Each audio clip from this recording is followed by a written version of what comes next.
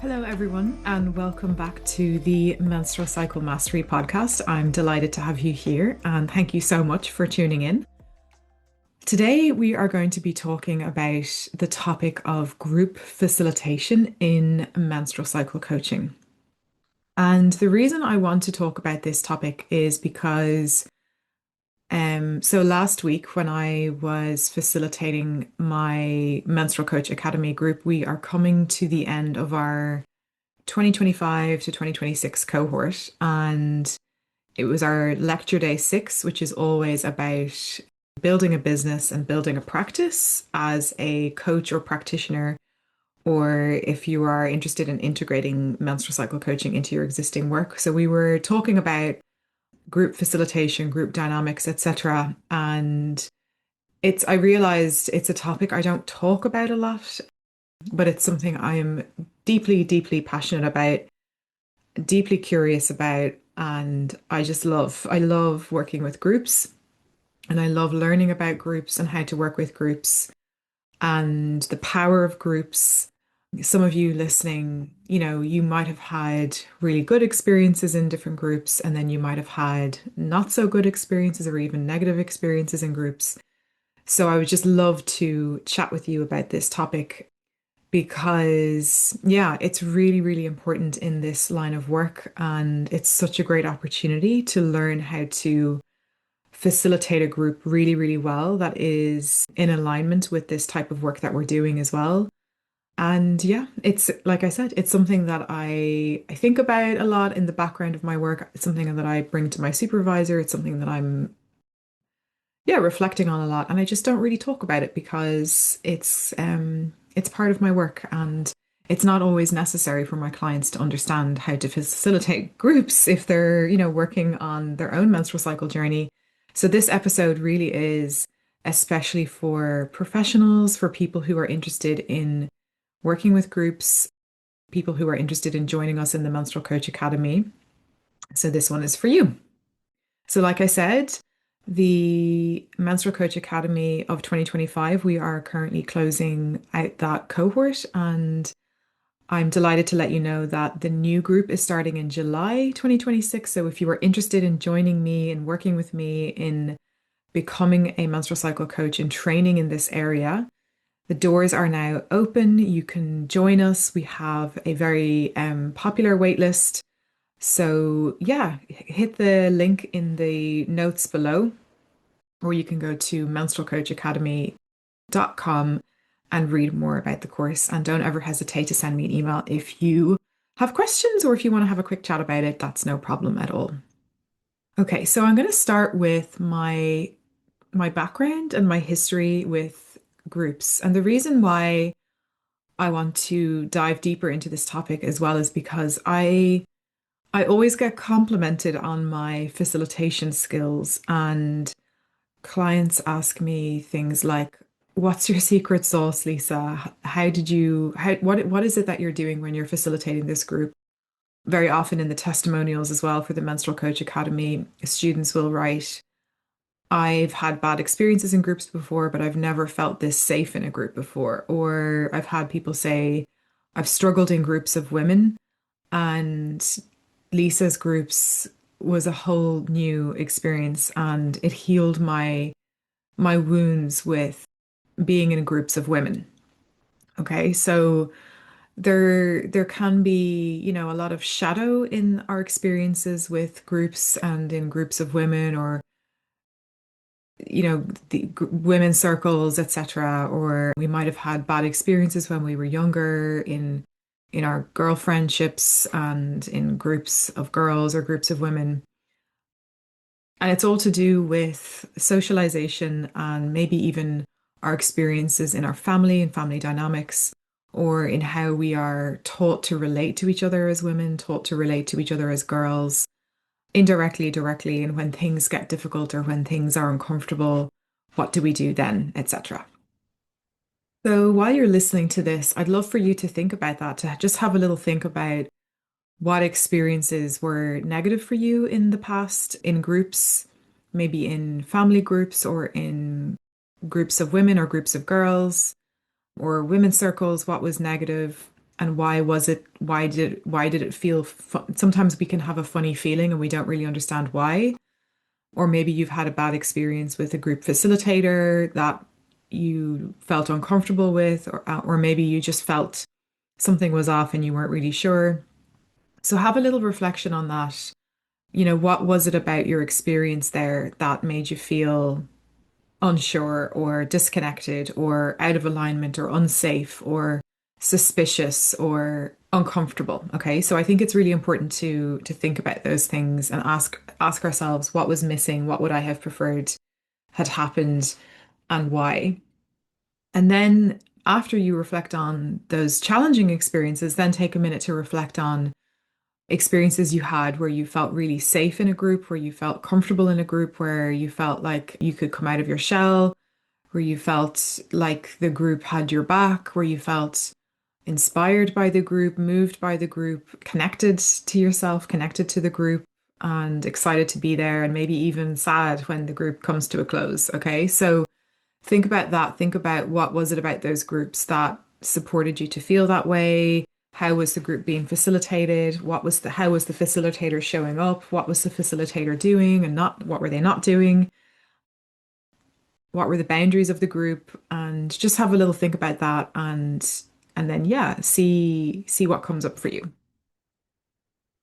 So to give you a little insight, I come from a family of six. So I grew up in a largish family group, and I don't have a massive extended family, but there were always people around, my grandfather, my aunts and uncles, cousins. Now we've got nephews and a niece, and then we have family in the Netherlands. So I've got family in Ireland, family in the Netherlands. But my nuclear family was a family of six, and my parents are still married. So when I was growing up, our dinner table was six of us around the dinner table. And yeah, so that was definitely a group dynamic happening there every day. And it's interesting when we think about that to think about the roles we play in our family system, the roles we play in the group, and that can be really helpful. It can also be really helpful to think about groups in school or groups in university or groups in the workplace and how you felt in those groups and what kind of role you took on or that was assigned to you, whether that was intentional or unconscious or yeah, just have a think about that and think about the types of roles you played in groups. And yes, some people really, really struggle in groups. And I hear you and you're not alone with that. And there's clearly a reason for that. So it's important that when you are looking for courses and trainings and groups to be in, that you do your research and you feel comfortable with the way a group is being facilitated and that you're not going to be, well, I can't guarantee that you won't be triggered because we all get triggered in groups, but that the triggers that happen are not like a repeat of a trauma, but rather or something that's like out of integrity, but sometimes the trigger can be an opportunity for healing in our groups. Okay. So I have that experience of the family group. And then after I finished my first degree in university, I then worked in the corporate world for a while, and then I did a second degree, and then I in linguistics, and I then became part-time an English language teacher. So I was teaching English in Ireland, and then I taught in Spain, and then I taught online. And I was working as a teacher, which was essentially classrooms of adults from different countries. For several years, I did this, and I absolutely loved it. I loved it so much. I felt really at home in that job. I felt really connected. I loved every single one of my students. I loved getting to know my students and supporting them in learning English because I did recognize in my early 20s that being a native English speaker is a privilege because yeah, I didn't choose to be raised this way, and I am very privileged to have English as one of my native languages because it meant that I was more employable in the corporate world. And I could see that people from Brazil or South Korea, or all these students that from all over the world from different countries who were so smart and really intelligent, but they needed extra support with English in order to support them to become more employable. I loved working with those students and helping them to feel more confident speaking English and yeah, get the skills so that they're what they were great at, whether it was like science or technology or business, or they wanted to, be employed in an accountancy firm, that they then felt like their language skills wasn't the thing that was holding them back for their career. So I became really passionate about that. And I always remembered as well the teachers I had in my secondary school. I was also very lucky to have some really brilliant teachers in secondary school, and particularly for languages. So my French teacher, my German teacher were just so inspiring, and particularly my French teacher, Miss Dobbin, and she brought the culture into the classroom, and she made me feel like I wasn't like just learning off verbs and learning off lists of vocabulary, but rather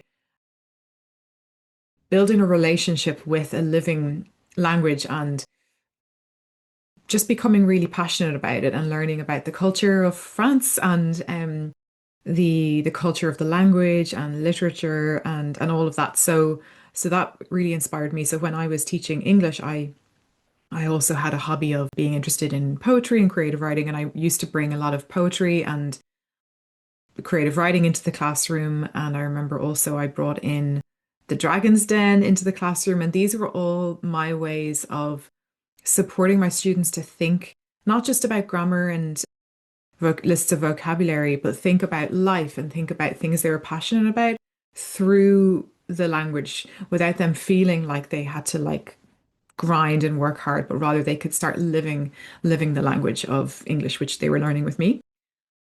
So I just became really passionate about working with groups, facilitating a room, getting my students to work with each other as well, putting them into pairs, doing exercises, different like activities. And yeah, and my role really as a teacher was to obviously give feedback and correct their English, etc. But more than that, it was to inspire them and to help them to feel really connected to the language, to each other, to have fun and make learning like a fun, connected experience as opposed to making it feel like they weren't doing enough or something that they were dreading. So that was my history with, well, this is how I really got into teaching and working with a group. Unfortunately, in Ireland, that particular job, working as an English language teacher, wasn't the best paid job in terms of building a career. And then I started to do this work as well. So I didn't stay, but I do miss it. But what's beautiful about my work now is, particularly in the Menstrual Coach Academy, I am working with adults from different countries, different languages, and we are learning a new language, which is the language of the nervous system and the menstrual cycle. And I get to help people heal in those groups that I facilitate in the academy. Okay. So I guess it's a bit of a calling for me. It's a vocation. I also have my ancestors were teachers too. And and yeah, I really, really am very, very passionate about group facilitation and the energy of a group and the connection of a group and how we work with the energy of a group and how a facilitator is there to hold space, not manage the group, not control the group, but to create the conditions in the room where the group can really feel connected to each other, connected to the work, and the best work can come through the group. It's a bit like a garden, if you're a gardener, you're setting the conditions for the plants, for the flowers, for the trees. You're not controlling, you can't force things to grow and for things to bloom, but you can create the conditions and you can water the garden and you can prune and weed and work with the energy and work with the garden. And then the garden itself starts to create itself, and that life force energy comes through the garden and it blooms. And that's the way I see group facilitation is you're working with the conditions, you're working with the energy, you're not controlling, you're not forcing. And a very important thing as well is that me as a facilitator, I'm observing, I'm tuning into myself, I'm staying connected, I'm listening, I'm pausing, I'm taking my time. I'm also preparing in advance. I do a lot of prep work before my groups. I'm letting go as well and allowing the emergent process to flow through. So it's a bit of a dark art, And it's a beautiful thing. And you do learn over time how to do this. And now at the start, when I first started teaching classes and facilitating groups in this work as well, I would have been a lot more structured and more prepped. And it would have been like A, B, C, this is what we're doing. But now I still have all that structure and that prep, but I do a better job of just being really present with my group and not worrying too much about what's coming next or what they're going to say or what they're going to do. And I feel really, really confident in my ability to even work with difficulty that comes up. So yeah, that's a bit about my background and my passion for group facilitation. And it's such an important thing to think about for menstrual cycle coaching because we are moving away from this individual healing journey where healing and self-development and recovery or spiritual growth for the last maybe, while several decades, it's been very much an individual journey, personal journey. And, psychotherapy is very much about the individual. And I love counseling and therapy, and I think they're really important and really great. But one of the downsides of that is it's very much focused on the me and the individual, and there is a place for that. But what's beautiful about group facilitation is it's about a we, it's about a collective, and power of a group is can be greater than just doing the individual thing because you can be really held by the energy, the group dynamic, and supported in that. And what I have come to see as now a very experienced facilitator in facilitating groups in the area of menstrual cycle coaching and chronic pain is that I have seen healing happen in individuals in groups because they're in a group, because they're listening to each other and they're taking things in. And it's not just about me and what Lisa says, but all these women are listening to each other. They're healing their relationship with other women. They're hearing stories from women from different countries. They're hearing stories from women who are at different stages in their menstrual cycle, different ages. They're hearing stories from women who have different conditions. So somebody could be experiencing PMDD, somebody could be struggling with pain or heavy periods, or someone could be struggling with their perimenopausal symptoms. So there's a lot of diversity in the room. And that's the diversity also is a really big part of the healing that is happening, because if we don't have diversity in the room, what can happen in a group is we can create this like sameness and this belonging out of being the same, or there can be comparison or hierarchies can start to form. So the diversity is really, really important as well for the group. In the Menstrual Coach Academy, when we are talking about both individual coaching and group facilitation, we cover several modules that support you with this. So we cover a module on power, power dynamics and group dynamics and working with energy. And this is something to think about. There's a few different theories around group dynamics. So there's one particular theory we work with in the Menstrual Coach Academy. So something to think about when we are working with groups, and I take this very seriously and I never not do this. So in the Menstrual Coach Academy, because we're talking about a very vulnerable topic that's very charged, and people are coming in with their stories, their history, and their wounds, it's very, very important to set up a group really well and strongly. And when we set up a group really well and really strongly, it creates a container, a safety container that the group can then, and me as a facilitator, we can then drop into, and there's no kind of unanswered questions, okay?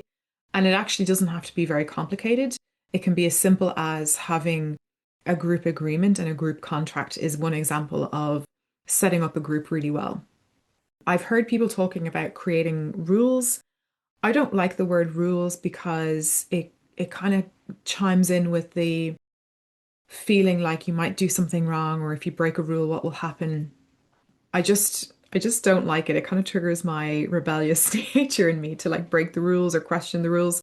So I don't set rules, and rather what I encourage you to do if you are facilitating your groups and you want to have rules or an agreement is to not to put the rules on the group, but rather to take time. It could be half an hour, 45 minutes in the first group. Spend the time to create your list of values or your list of intentions for the coherence and safety of the group. And what you do is you co-create it with everybody, and you don't put the rules on your students. You don't put your rules on the participants in the room.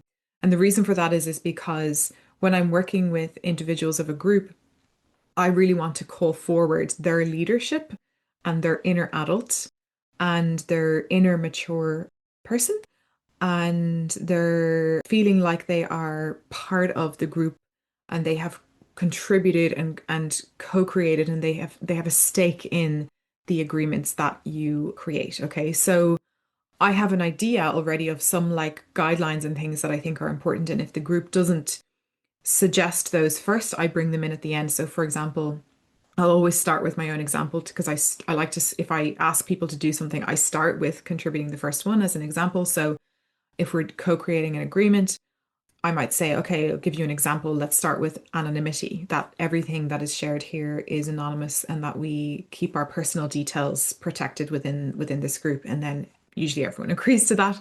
And then I open it up to the floor, and then all the women in the room will start to contribute their ideas for agreements. Now, you might be thinking, oh, well, that's going to create a lot of chaos, or everyone is going to give all these different opinions. My role as a facilitator is to make the call, okay, on the agreements. So if somebody says, and this is very often what happens in women's spaces, is no judgment is allowed here. I actually disagree with that from a trauma-informed, anti-oppressive, inclusive perspective. If I tell my group you're not allowed to judge anyone, people are going to be sitting like this on eggshells and feeling really or self-blaming or self-shaming on the inside if they're having judgments when a group is in a big process. Okay, so I might say, look, I hear what you're saying. You really want to feel safe. You don't want to feel judged, and you want to feel respected in the group, but I actually want to give you permission to judge. If you come into my groups and you're hearing me and you're hearing other women sharing things, giving opinions about things that we're discussing, you are allowed to judge. You're allowed to judge. In your head, you're allowed to have all sorts of judgments. That is allowed. You're allowed. And it's what we do with the judgments that's the different thing. Okay. And then when I say that, I literally see all my participants just like breathe a sigh of relief, and they feel like, oh my God, I can have a not so pretty side to me on the inside, and I can have a shadow inside of me, and that's allowed, and it's okay if I judge.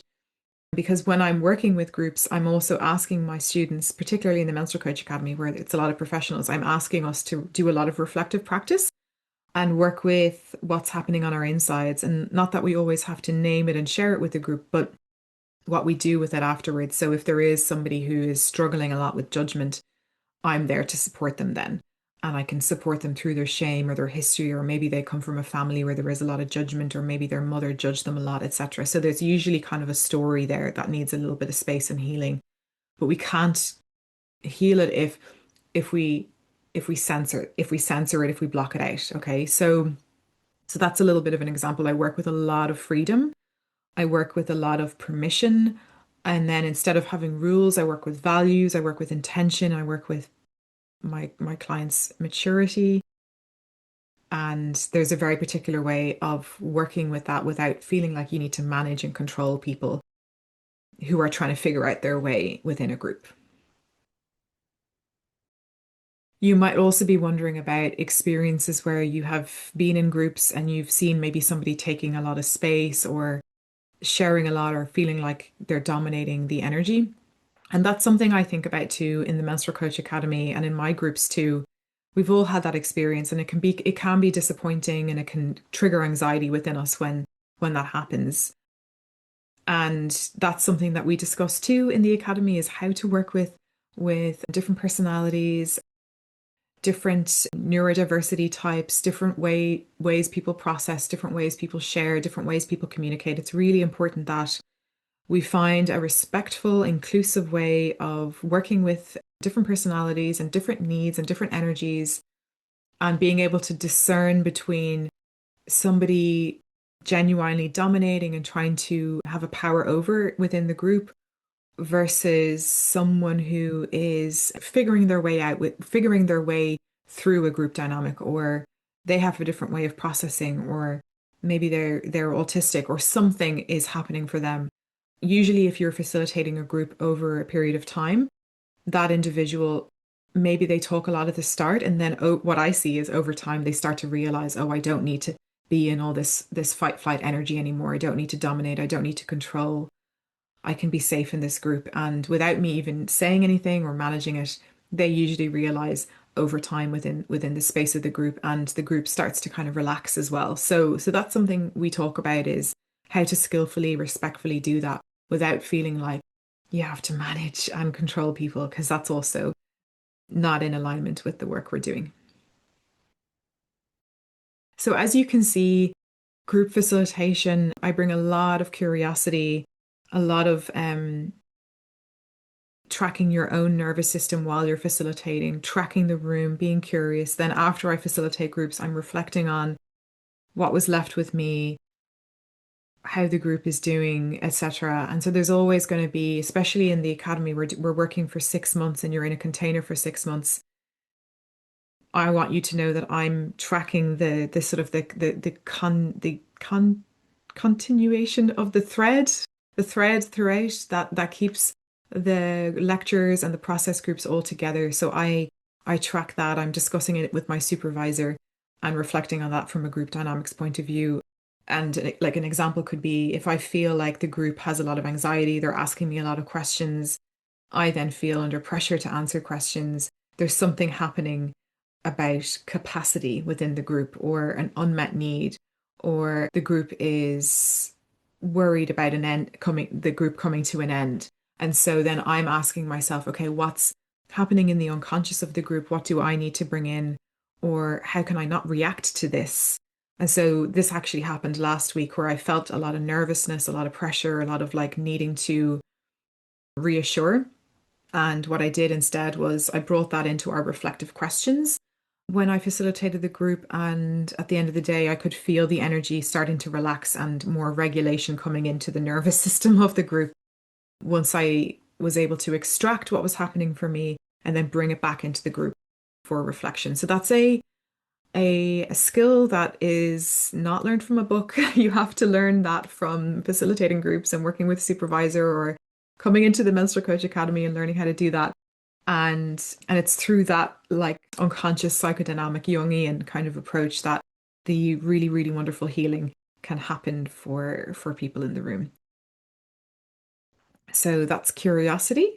I also want to say that when we're working with groups, it can feel really intimidating having all these faces look at you. But one little tip I like to give people is, yes, you're working with a room full of individuals, but the group is an entity in and of itself. And that's a very important thing to think about when we're thinking about group dynamics, is to think about you're working like it's one being. The group has a nervous system in and of itself. It's an energy in and of itself. And so when you're in your reflection, you're not thinking about all these individuals, you're thinking about like what's happening within the group as an energy. So like I said, I felt under pressure because I felt like the group was wanting something more from me, and I had to kind of figure out what that was. So it's like a plant, like it's a plant with lots of leaves and petals, but it's one plant. Okay. So that's a really helpful way of thinking about group dynamics if you're wanting to get into facilitation, because it takes the pressure off all these individuals. Okay. Another thing in terms of like when we finished the academy, and my beautiful students were asking me, like I said, what's your secret sauce for group facilitation? And Lisa, I've never been in a group like this before. It's been amazing. And I have, Bell Hooks, one of the great feminist educators, to thank for that, and her book Teaching to Transgress to credit for that. And then, of course, my experience of facilitating groups and my curiosity in terms of pedagogy and group energies, and, the sort of more conventional way of learning, which is very much a hierarchy of like the teacher on top and then the group on bottom, and then just putting information on groups, and individuals within the groups having to ingest, like drink a fire hose of information, and then the facilitator or the teacher is the guru, etc. So it is a patriarchal model of working with a group. And so the reason why I want to name that is because a lot of the way I see it, okay, some people will disagree with me, but this is how I see it and from my experience when we're thinking about systems and energies and structures, most of the root cause of menstrual challenges is in something to do with patriarchy and a lack of power and feeling disempowered or lack of support or lack of education. So if we want to treat those things and we're using group facilitation and group dynamics to treat to bring the menstrual cycle back to power, to bring the menstrual cycle back to connection for people, to support people in their healing and the rewriting their relationship with their menstrual cycle, we can't use a patriarchal, very conventional model for working with group dynamics because then we can reinforce the same problem. So we can create more hierarchies, more comparison, having gurus facilitating groups with rules and big egos and not being able to be in their own ego, etc. So that's one way that I like to think about group facilitation also is I'm always asking, how can I disrupt the patriarchy when I'm facilitating groups and how can I work with power, not to disempower myself. I'm very much in my authority and very much in my skill set and in my mastery, but I'm also not hogging that and I'm handing it back. So a simple example could be if we're discussing something that I personally don't have an experience with, like currently breastfeeding is one example. I'm not going to really teach on that. Well, I might bring it up, but I'll deliberately call on the women in the room to share from their experience, and I encourage the group to share from their experience. Or if there's a woman of color or from a different country, to really have those voices and raise those voices in the room and create space for listening and really encourage women to listen to each other, because that's another thing about patriarchy and the menstrual cycle is not being heard, not being listened to. And if we facilitate a group where one of my values in the Menstrual Coach Academy and one of the main things that I'm trying to facilitate is listening to women, is that's what's happening. And that's like an anti-oppressive way of working against these oppressive, like unconscious systems and structures. Even psychotherapy, has a history of it's kind of rooted in patriarchy and just a very individual journey. So when we kind of turn it on its head, we can ask ourselves, okay, how can I invert the structure? How can I invert the power? How can I change the system? Not to have it all completely like everyone is the same and equal. We're all different. We're working with diversity, but to support the flow of power through the group, through the energy of the group, and I use my power to support every individual to feel connected to their power and then connected to the power of the group is really what I'm trying to say. So another example of, the ways groups can become kind of sticky or go wrong is if, for example, everyone is always agreeing with each other. That as a facilitator, that can feel really good if all your students are loving what you're saying and they agree with everything you say. But then the problem is the group becomes a bit of an island in and of itself, and then it's not really connected to the outside world. Or maybe there's not enough diversity in terms of thought. There could be group think where everyone is just kind of agreeing with each other in the group. So if I have a group and there's a few people who disagree or bring a different perspective, I now, like, thankfully I'm over the ego part of the other stuff and I'm able to see, okay, if people disagree or if they have a problem with something, the story I tell myself is, wow, they feel safe to share a different opinion and risk belonging in the group, or they risk approval within the group. And so I always encourage that. I always try and ask, if everyone is saying they had a great time or they loved that particular meditation, at the end I might say, was there anyone who had a different experience? I'd love to hear from you. And I really try and create a space for maybe disagreements or different perspectives or different experiences that are completely different to mine or other people in the room. And that's usually then a sign of safety within the group and diversity. And yeah, and what I also see is when I don't challenge that and when I allow space for that and I don't, knock it back, they then feel safe in their truth and in their voice. And that's really, really healing for individuals who've had bad experiences in group, because sometimes people can adopt the, what's it called, like the black sheep of the group, the person who brings the shadow of the group. That can always be someone who sees the things that other people don't see, or they see the missing piece, or they see the bad side, or they feel the shadow, or they feel a negative emotion when everyone else is kind of seeing and feeling something else. Those people might have felt ostracized in groups, or they might have felt othered in groups, or they might have felt, neglected or abandoned, or they had to leave the group because they didn't feel safe to express what they were seeing. And so when we in the Menstrual Coach Academy, when those people take that risk, because it can feel really scary to say the thing that's different, I do my best to really encourage that and welcome it and create space for it. And that's really healing for them, to have a space where they can say the thing and not have all those horrible things happen to them. And I relate to that, because I'm usually the person in groups who sees the missing piece, or sees the error, or is kind of in the shadow of the group. That's my personal experience of being in groups, and it's probably how I came to be pretty good, if I can say so myself, at facilitating groups, and love what I do. And of course, I don't get it perfect. I make mistakes, and I do reflect on that, and I'm far from perfect, and I can always be learning. But I feel naturally skilled and gifted at facilitating groups. And anyway, we're going to come back full circle. The reason why this is so important in the menstrual cycle work is because, like I said, I really think there's only so far we can get in terms of our individual healing and our individual journey.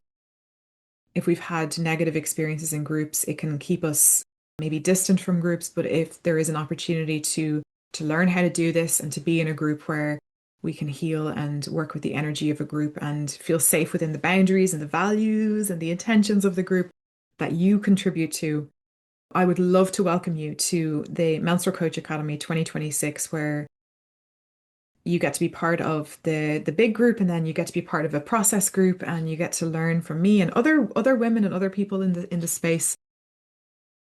I am very, very proud of all of the work and attention I give into learning about group facilitation. And I'm so excited to show you how to do it and show you the way, so that you no longer have to be afraid of groups, and that you can become a master of energy with groups, and you can get excited about group facilitation. And what's also lovely about menstrual cycle coaching group facilitation is that it's probably cheaper for people. You can have a few more people in the room than just doing one-to-one coaching. It's more accessible. They get to learn from each other. It takes the pressure off you. You don't have to be the only person people are speaking to. They're connecting with each other as well, and you can create communities. So yeah, head on over to the link in the show notes, or head on over to menstrualcoachacademy.com, or feel free to send me an email if you have any questions at all. And that's it. Lots of love for the rest of the day, and I'll talk to you soon.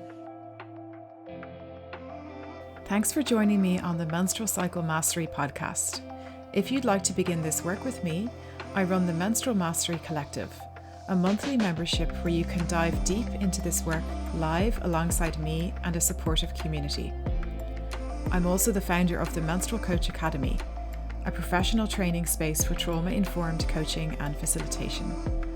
Head on over to the links in the bio to sign up for courses, programs, and grab any resources available. I'm so glad you're here.